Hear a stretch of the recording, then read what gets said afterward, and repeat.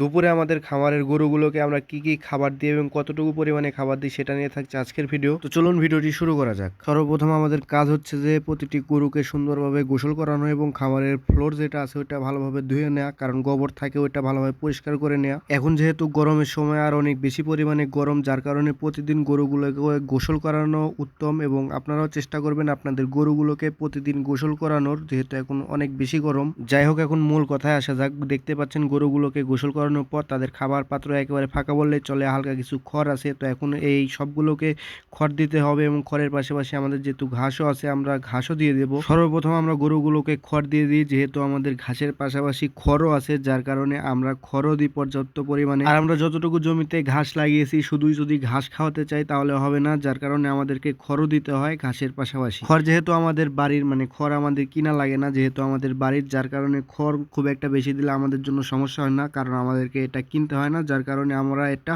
পর্যাপ্ত পরিমাণে খাওয়াই। আর এখন একটা বিষয় হচ্ছে যে গ্রামে যাদের গরু আছে তারা সকলেই খড়ের পাশাপাশি গরুকে ঘাস খাওয়ায়, যেহেতু খড়ের দাম এখন বেশি, মানে এখন একটু কম, কারণ এখন ঘাস সবাই লাগাচ্ছে, যার কারণে খড়ের দাম একটু কম। কিন্তু কয়েকদিন আগেও কিংবা কয়েক বছর আগেও ঘাস সবাই লাগাতো না, যার কারণে খড়ের দাম বেশি ছিল, যার ফলে সবাই ঘাস লাগাচ্ছে যাতে তাদের খরচ কমে আসে। যাই হোক, গরুগুলোকে খড় দেওয়ার পর খড়ের উপরে হালকা পানি ছিটিয়ে দিই, এতে করে খড় নষ্ট করে না, নইলে পানি যদি না দিই তাহলে খড় প্রচুর পরিমাণে নষ্ট করে।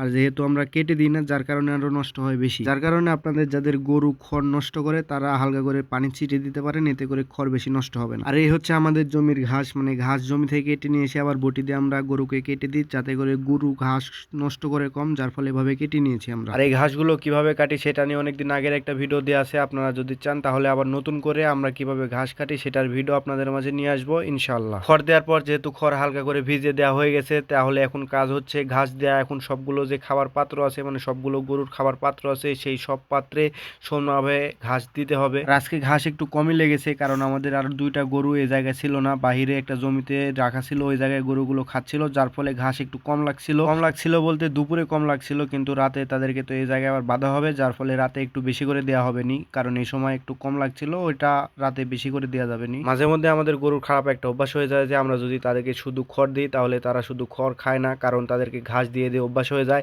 আবার অনেক সময় শুধু ঘাস খেয়ে খড়গুলো রেখে দেয়, যার ফলে একটু সমানভাবে দিতে হয়, যাতে খড়ও খায় ঘাসও খায়, যার ফলে খুব বেশি আবার খড় দেওয়া যায় না, আবার খুব বেশি ঘাসও দেওয়া যায় না, দুইটা মেনটেন করে দিতে হয়। যারা তাদের গরুকে ঘাস এবং খড় দুইটাই খান তারা হয়তো আমার এই কথাটা বুঝবে। যাই হোক, অল্প কিছুক্ষণের মধ্যে সবগুলো গরুকে ঘাস দেওয়া হয়ে যাচ্ছিল, আর এই সময়টাতে ঘাস একটু অল্প লাগছিল, আর কেন লাগছিল সেটা আপনাদেরকে একটু আগে বললাম। আর ঘাস দেওয়ার সাথে সাথে তারা খাওয়া শুরু করে দিয়েছে। খড় দিয়েছিলাম তখন খাওয়া কমিয়ে দিয়েছিল, মানে খড় দেওয়ার পরে খাচ্ছিল না, যেই ঘাস দেওয়া শুরু করেছি অমনি খাওয়া শুরু করে দিয়েছে। তো এই হচ্ছে আজকের ভিডিওতে আপনাদেরকে দেখালাম যে গরুকে দুপুরে আমরা কি কি খাবার দিই, কিংবা কতটুকু ঘাস দিই, কতটুকু খড় দিই। এরকম ভিডিও যদি আপনারা আরো দেখতে চান তাহলে অবশ্যই পেজটিতে ফলো দিয়ে রাখবেন। দেখা হচ্ছে আপনাদের সাথে পরবর্তী নতুন কোনো ভিডিওতে। সেই পর্যন্ত সবাই ভালো থাকুন, সুস্থ থাকুন, আল্লাহ হাফেজ।